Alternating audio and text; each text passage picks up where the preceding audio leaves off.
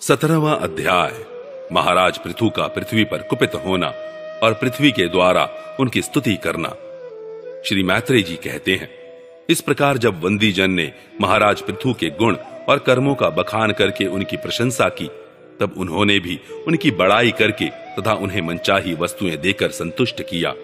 उन्होंने ब्राह्मणादि चारों वर्णों, सेवकों, मंत्रियों, पुरोहितों, पुरवासियों, देशवासियों, भिन्न भिन्न व्यवसायियों तथा अन्यान्य आज्ञानुवर्तियों का भी सत्कार किया। विदुर जी ने पूछा, ब्राह्मण, पृथ्वी तो अनेक रूप धारण कर सकती है, उसने गौ का रूप ही क्यों धारण किया? और जब महाराज पृथु ने उसे दुहा, तब बछड़ा कौन बना और दुहने का पात्र क्या हुआ? पृथ्वी देवी तो पहले स्वभाव से ही ऊंची नीची थी, उसे उन्होंने समतल किस प्रकार किया? और इंद्र उनके यज्ञ संबंधी घोड़े को क्यों हर ले गए? ब्रह्म ज्ञानियों में श्रेष्ठ भगवान सनत कुमार जी से ज्ञान और विज्ञान प्राप्त करके वे राज ऋषि किस गति को प्राप्त हुए? पृथु रूप से सर्वेश्वर भगवान श्री कृष्ण ने ही अवतार ग्रहण किया था। अतः पुण्य कीर्ति श्री हरि के उस पृथु अवतार से संबंध रखने वाले जो और भी पवित्र चरित्र हों, वे सभी आप मुझसे कहिए। मैं आपका और श्री कृष्ण चंद्र का बड़ा अनुरक्त भक्त हूं। श्री सूत जी कहते हैं, जब विदुर जी ने भगवान वासुदेव की कथा कहने के लिए इस प्रकार प्रेरणा की, तब श्री मैत्रेय जी प्रसन्न चित्त से उनकी प्रशंसा करते हुए कहने लगे। श्री मैत्रेय जी ने कहा, विदुर जी, ब्राह्मणों ने महाराज पृथु का राज्याभिषेक करके उन्हें प्रजा का रक्षक उद्घोषित किया। इन दिनों पृथ्वी अन्नहीन हो गई थी, इसलिए भूख के कारण प्रजाजनों के शरीर सूख कर कांटे हो गए थे। उन्होंने अपने स्वामी पृथु के पास आकर कहा, राजन, जिस प्रकार कोटर में सुलगती हुई आग से पेड़ जल जाता है, उसी प्रकार हम पेट की भीषण ज्वाला से जले जा रहे हैं।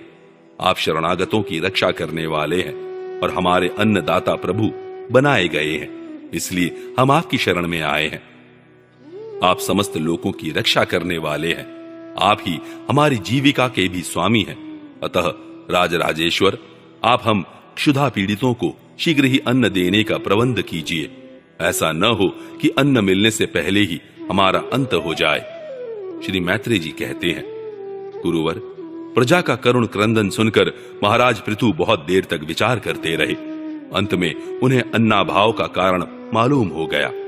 पृथ्वी ने स्वयं ही अन्न एवं औषध आदि को अपने भीतर छिपा लिया है। अपनी बुद्धि से इस बात का निश्चय करके उन्होंने अपना धनुष उठाया और त्रिपुर विनाशक भगवान शंकर के समान अत्यंत क्रोधित होकर पृथ्वी को लक्ष्य बनाकर बाण चढ़ाया।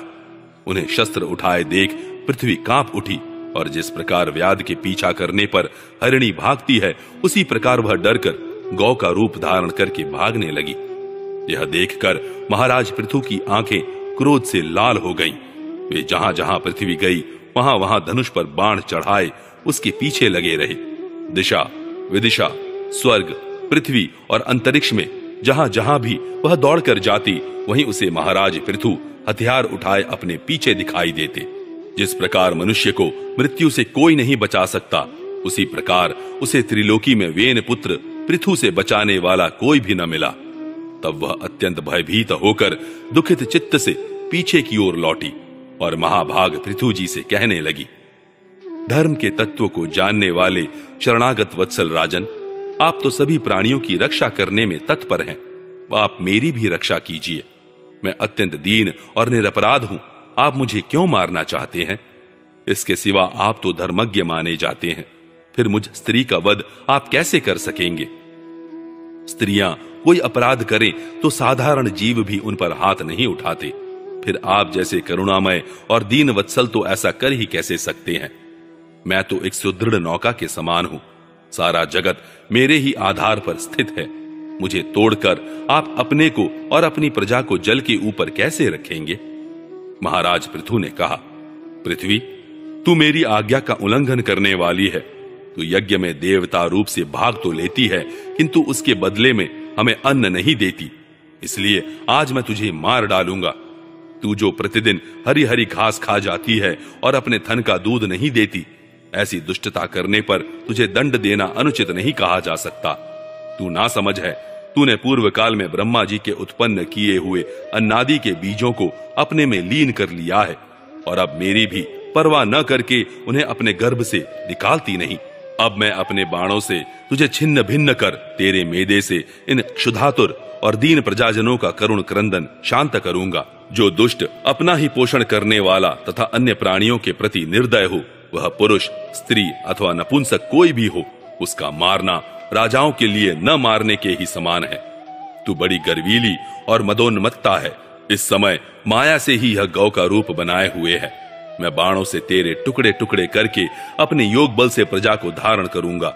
उस समय महाराज पृथु काल की भांति क्रोधमय मूर्ति धारण किए हुए थे। उनके ये शब्द सुनकर धरती कांपने लगी और उसने अत्यंत विनीत भाव से हाथ जोड़कर कहा। पृथ्वी ने कहा, आप साक्षात परम पुरुष हैं तथा अपनी माया से अनेक प्रकार के शरीर धारण कर गुणमय जान पड़ते हैं। वास्तव में आत्मानुभव के द्वारा आप अधिभूत, अध्यात्म और अधिदैव संबंधी अभिमान और उससे उत्पन्न हुए राग द्वेषादि से सर्वथा रहित हैं। मैं आपको बार बार नमस्कार करती हूं। आप संपूर्ण जगत के विधाता हैं। आपने ही यह त्रिगुणात्मक सृष्टि रची है और मुझे समस्त जीवों का आश्रय बनाया है। आप सर्वथा स्वतंत्र हैं। प्रभु, जब आप ही अस्त्र शस्त्र लेकर मुझे मारने को तैयार हो गए, तब मैं और किसकी शरण में जाऊं? कल्प के आरंभ में आपने अपने आश्रित रहने वाली अनिर्वचनीय माया से ही इस चराचर जगत की रचना की थी और उस माया के ही द्वारा आप इसका पालन करने के लिए तैयार हुए हैं। आप धर्मपरायण हैं, फिर भी मुझ गोरूप धारिणी को किस प्रकार मारना चाहते हैं? आप एक होकर भी मायावश अनेक रूप जान पड़ते हैं तथा आपने स्वयं ब्रह्मा को रचकर उनसे विश्व की रचना कराई है। आप साक्षात सर्वेश्वर हैं।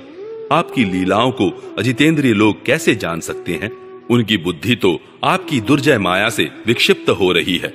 आप ही पंचभूत, इंद्रिय, उनके अधिष्ठात्री देवता, बुद्धि और अहंकार रूप अपनी शक्तियों के द्वारा क्रमशः जगत की उत्पत्ति, स्थिति और संहार करते हैं। भिन्न भिन्न कार्यों के लिए समय समय पर आपकी शक्तियों का आविर्भाव, तिरोभाव हुआ करता है। आप साक्षात परम पुरुष और जगत विधाता हैं। आपको मेरा नमस्कार है। अजन्मा प्रभु, आप ही अपने रचे हुए भूत, इंद्रिय और अंतःकरण रूप जगत की स्थिति के लिए आदि वराह रूप होकर मुझे रसातल से जल के बाहर लाए थे। इस प्रकार एक बार तो मेरा उद्धार करके आपने धराधर नाम पाया था। आज वही आप वीर मूर्ति से जल के ऊपर नौका के समान स्थित मेरे ही आश्रय रहने वाली प्रजा की रक्षा करने के अभिप्राय से पहने पहने बाण चढ़ाकर दूध न देने के अपराध में मुझे मारना चाहते हैं। इस त्रिगुणात्मक सृष्टि की रचना करने वाली आपकी माया से मेरे जैसे साधारण जीवों के चित्त मोहग्रस्त हो रहे हैं। मुझ जैसे लोग तो आपके भक्तों की लीलाओं का भी आशय नहीं समझ सकते। फिर आपकी किसी क्रिया का उद्देश्य न समझें तो इसमें आश्चर्य ही क्या है? अतः जो इंद्रिय संयमादि के द्वारा वीरोचित यज्ञ का विस्तार करते हैं, ऐसे आपके भक्तों को भी नमस्कार है।